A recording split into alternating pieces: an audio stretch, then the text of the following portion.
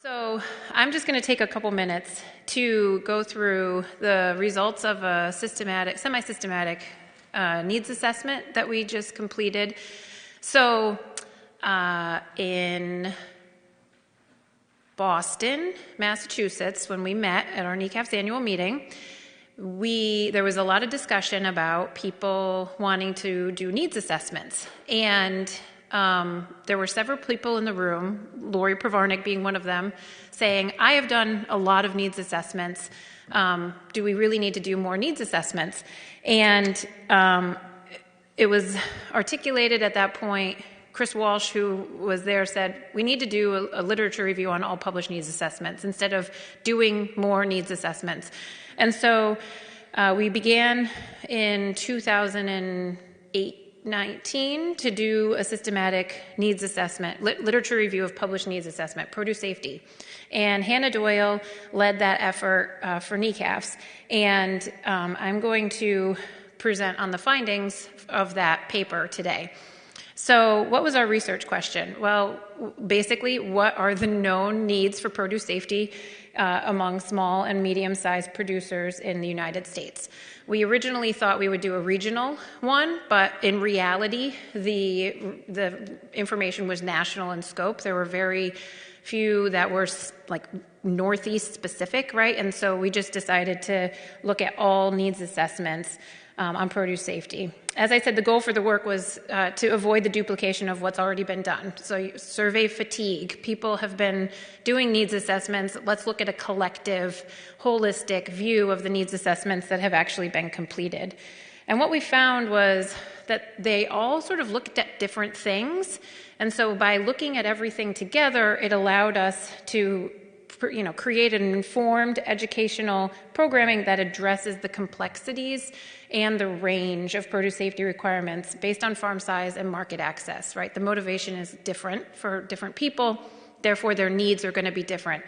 And so what this review did is it really sort of looked at all of that. I'll just quickly walk through the background of the project. It considered data from 2005 onward.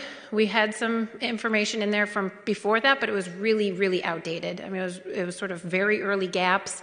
And as we were kind of trying to consider what the produce safety needs were, in thinking about the rule, we found that data from pre-2005 was really, it was very different and not relevant to sort of the newer information. We only looked at published research. We didn't look at any unpublished literature, so this all came through both published through peer review, but also government publications, so USDA, ERS publications, university, so the Local Food Safety Collaborative, needs assessment, which was self-published, is in there. So that is the criteria for published. These findings of this, Hannah presented them in Philadelphia because she had just sort of finished the lit review. I don't know if any of you remember that discussion, but she did a process of ground truthing. So she presented the findings from that early, sort of that initial review, and ground truthed it with this group and said, does this feel right? Oh, and Laura's shaking her head because she also presented as part of that session. And then the article was just published in Food Protection Trends in January. So if you get their emails, you would have seen it. It was in the issue that came out at the beginning of this month. So I'm now just basically going to sit here and read it to you. So let's start with the abstract. Okay. So what are the needs assessments? So I do want to just kind of talk about this. How did we define needs assessments? That means something different to everybody. So what we did was this was all types of basically tools that collected information from growers about their needs for produce safety. So they weren't all your standard needs assessment surveys. It was also pre-post test. It was phone interviews. It was in-person interviews. It was on-farm visits. So anything that collected the voice of growers and was published as sort of an output of articulated need, then that was included in our definition of needs assessment. Okay, so what emerged? Well, we have these needs, and this is not going to surprise anybody, and I've heard them all mentioned already, but we've got training, knowledge, time, capital, and mindset. But the thing that was very interesting when you looked at all of this together was that those needs are not static. They don't exist equally for everybody, and they're very much influenced by these external factors. And generally, these are not produce safety factors, right? These are farm size, type, region, and market. And these things pull and push on the needs that growers have. And so depending on these external factors, those needs are going to look different for different growers. Okay, so first is knowledge, lack of information. Okay, so this is like there's not a resource that exists on a particular topic. Okay, that's great, but that's not the only barrier. It's not that there's just not a tangible output. It's also that people are confused by the regulation, that things are constantly changing, the landscape, things are proposed, things are not, they're under review, there's guidance proposed. Like a lot of this fluctuation, it's confusing to people. Inconsistency, I've heard this a couple of times. The commissioner mentioned consistent messaging. This was a big thing where they're hearing different things from different people, and that leaves them confused and guessing on which approach to follow. So consistency is important. And the science behind the recommendations. One thing was, why are we doing this? Like, get back to that fundamental stuff. We are in the weeds all the time. We know the science, we know. Growers don't, but they need to be reminded and they want to hear about the science behind the reason. If we're recommending a practice, why?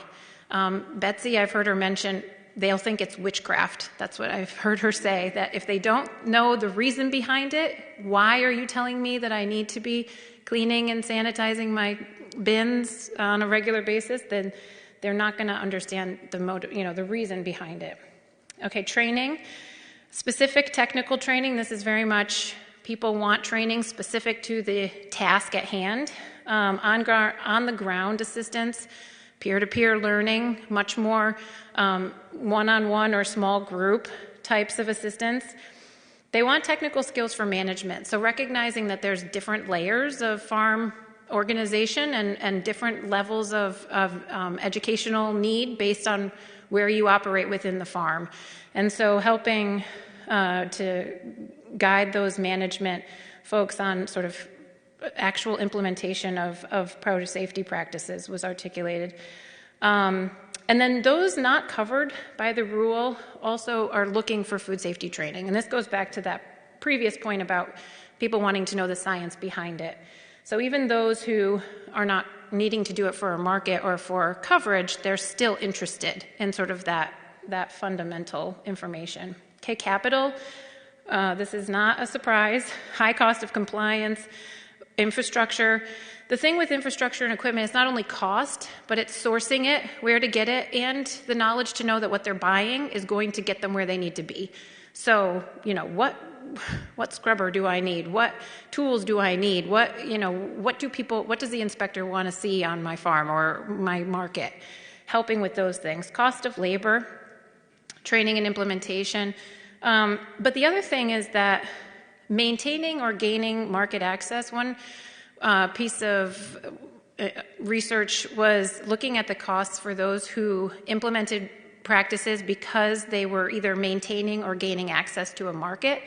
And in that instance, we found that the economic value of maintaining or gaining a new market was greater than the cost of implementing produce safety practices. For smaller growers, it was less of a benefit. For larger growers, it was more of a benefit.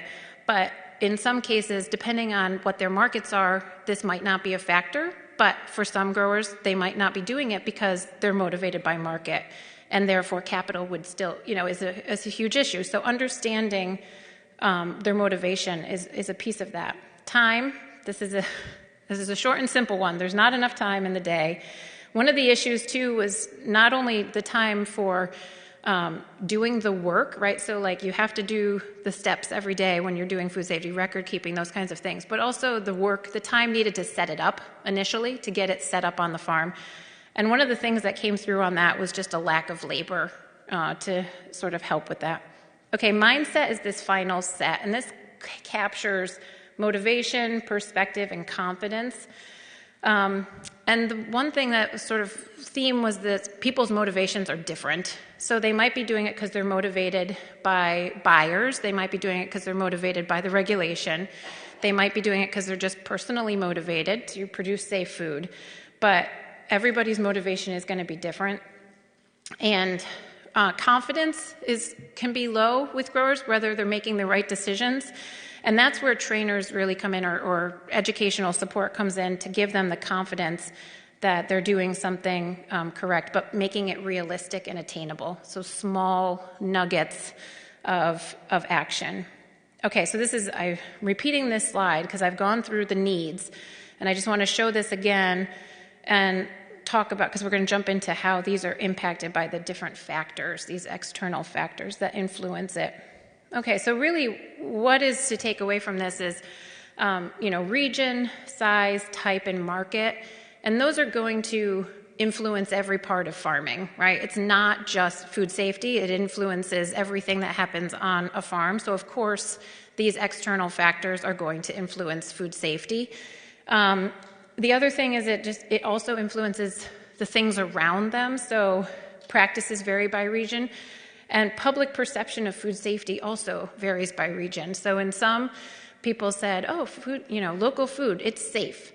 That was a perception. But in other parts of the country, that wasn't the case, or, that wasn't the perception. So these things are influencing these growers. Size, type, there's several common things that everybody's sort of familiar with that organic growers are already doing record keeping, so kind of adding food safety record keeping isn't as much of a barrier as it might be for conventional. And then market is a big one. So if growers are doing this because they're meeting market expectations, they tend to be more up the curve on food safety because they've been maybe doing it for longer, or they have more capacity or motivation to actually implement the changes needed because they have this market and sales that are driving it. Okay, so what do we do about it? Well, I think kind of the what is that there are these 5 needs, but that they, like I said, they're not static and they're influenced. They're sensitive to these 4 external factors. And then the how, this is what sort of came out of the review, is that the participants said, ask stakeholders what would be most helpful, and then ask them, how do you want it? And in conclusion, it's really about understanding that one size does not fit all, and that we need to be tailoring our outreach and education in both content and delivery. So thinking about who's presenting the information. I see Audrey and Ben laughing because I'm imagining they see not federal agencies at the bottom. One of the things was that growers trusted Extension and their grower organizations and those traditionally educational entities to be giving them the programming that they need, and they were not as trusting of federal agencies to be giving them the programming that they need. So thinking about sort of how those partnerships are brought together. That being said, there are great models where Extension provides the training, and then they have the State Department of Ag come in and present on what an inspection might look like, or what they might be looking for in a farm food safety plan, and providing that perspective is an approach to thinking about how can we bring in this knowledge without it being, this is a program presented by the Department of Agriculture, which might be something that's not the way that people want to be consuming the information. Okay, and then there's delivery, and just, again, different modalities, thinking about your audience, considering literacy, numeracy, and language, and then just creative solutions. And one final thought, which I like a lot, is educators who can foster confidence by understanding the outside factors influencing the needs of their target audience and tailor programming to address those specific needs will have greater success in changing behaviors. And so we found in our needs assessment that in the lit review that when educators tailored it to fit the needs of the specific needs, they had greater success in changing the behaviors of their audience. So with that, I will turn it over to Annie and Andrea to talk about preventive controls needs assessments. So thank you.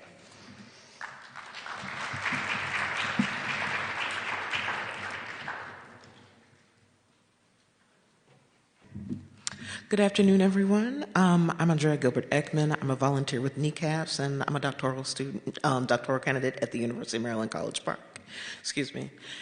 At the University of Maryland College Park, and we're just going to update you today on our preventive controls needs assessment project that has been ongoing for small processors and the food safety communicators that work with them throughout the Northeast region, and we'll give you some more information on food safety communicators later in the presentation.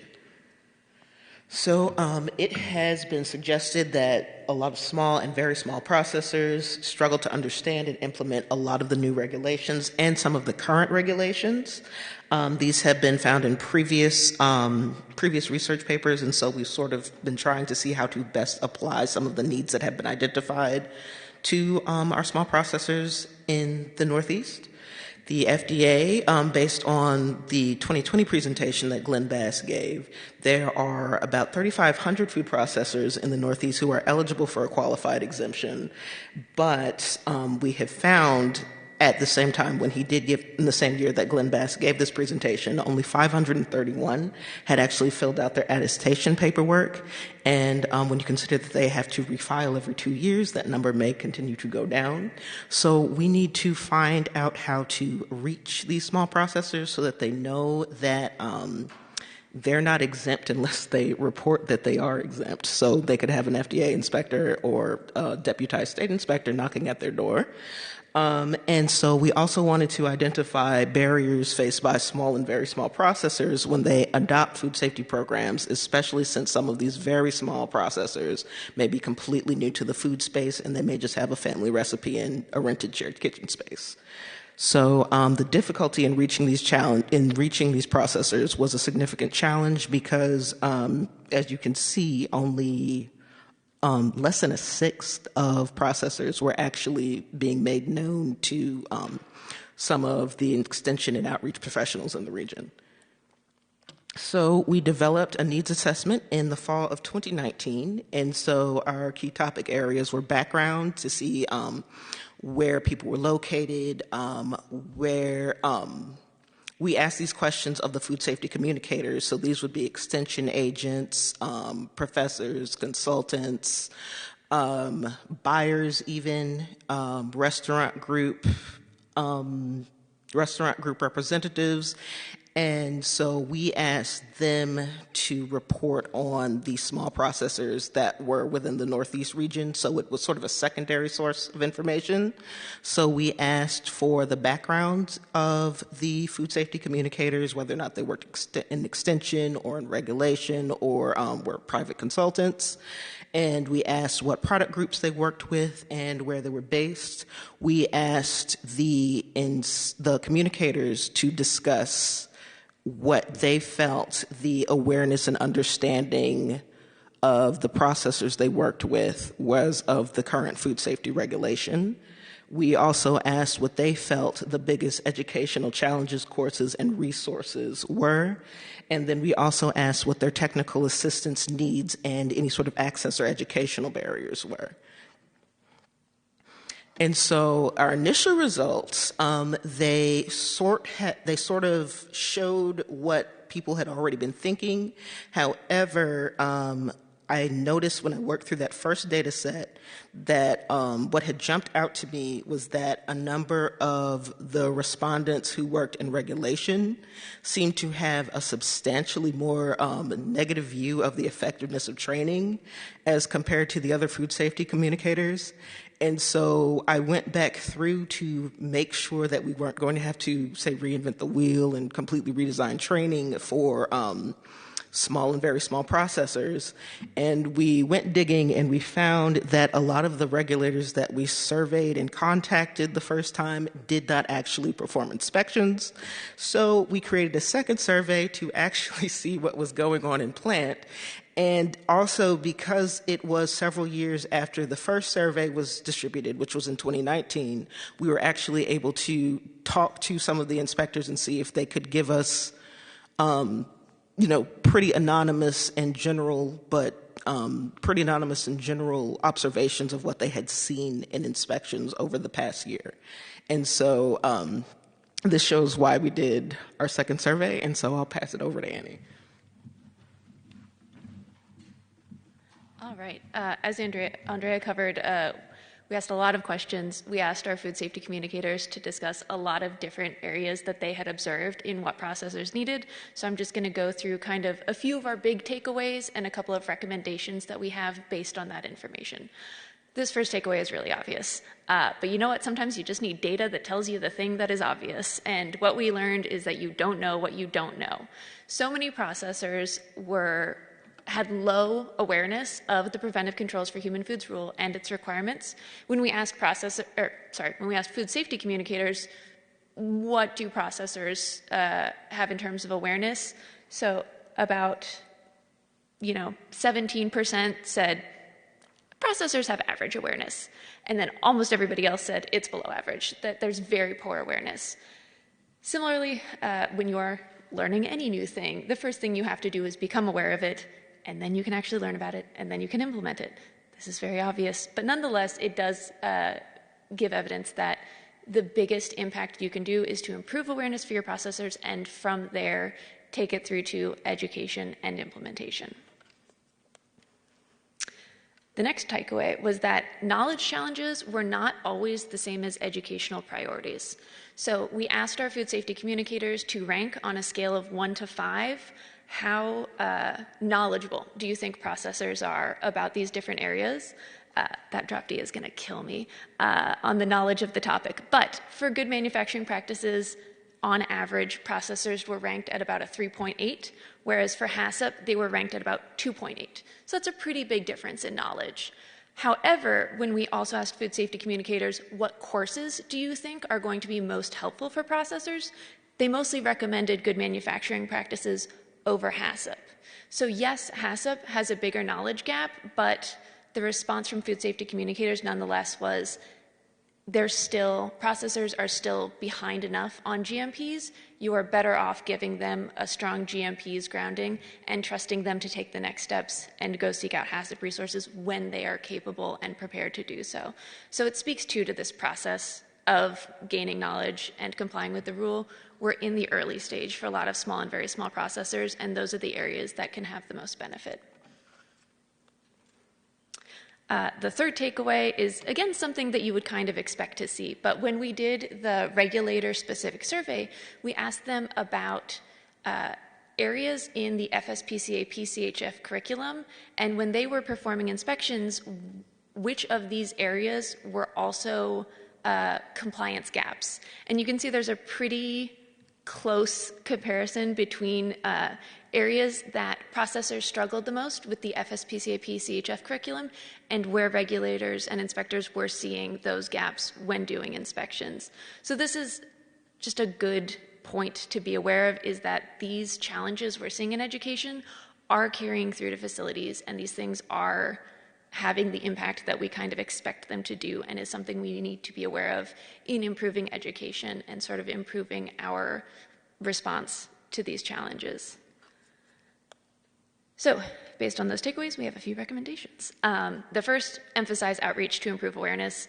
Again, it's kind of obvious, but it's something that needs to be said. This is going to be one of the biggest ways that we can help ensure better compliance, is just making sure that processors understand what they are expected to do and that they are expected to do it. The next is to create resources that are customized for this audience.